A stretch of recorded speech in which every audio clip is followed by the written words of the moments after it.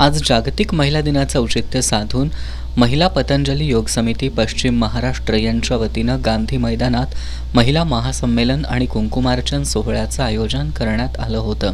या सोहळ्याला योगगुरू रामदेव बाबा आणि डॉक्टर साध्वी देवप्रियाजी यांची प्रमुख उपस्थिती होती।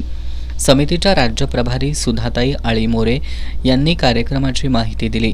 यावेळी कोल्हापुरातील शंभूराजे मर्दानी खेळाचा आखाडा इथल्या महिला आणि मुलींनी मर्दानी खेळांची प्रात्यक्षिकं सादर करत उपस्थितांची मनं जिंकली। पतंजली योग समितीच्या वतीनं आयोजित महासंमेलनासाठी मदत केलेल्या छाया पाटील, वर्षा कुलकर्णी, संध्या मुधोळकर यांचा योगगुरू रामदेव बाबा यांच्या हस्ते सन्मान करण्यात आला। यावेळी बोलताना रामदेव बाबा यांनी भारत देश बलशाली करण्यासाठी स्वदेशीचा वापर होणं गरजेचं असल्याचं सांगितलं। शक्ती आणि वात्सल्य यांचा अनोखा संगम असलेल्या महिलांचा नेहमीच सन्मान केला पाहिजे असंही त्यांनी नमूद केलं। त्यांनी प्रत्येक भारतीयानं योग अंगीकारला तर रोग, दोष, दारिद्र्य नष्ट होईल असं सांगत योगाची प्रात्यक्षिकं सादर केली। यावेळी समितीच्या केंद्रीय प्रभारी डॉक्टर साध्वी देवप्रियाजी यांनी देखील मनोगत व्यक्त केलं।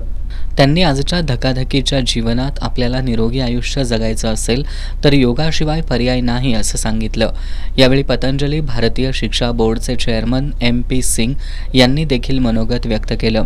यावेळी शुभलक्ष्मी कोरे, अनुपमा कोरे, छाया पाटील, अनिता जोशी, स्नेहल कुलकर्णी, वर्षा कुलकर्णी, सुवर्णा काळे, स्नेहल पाटील, डॉक्टर विमल स्वामी, गीतांजली ठोमके, अस्मिता सावंत, सन्मती मिर्जे, प्रमोद पाटील, सागर बगाडे आदी उपस्थित होते।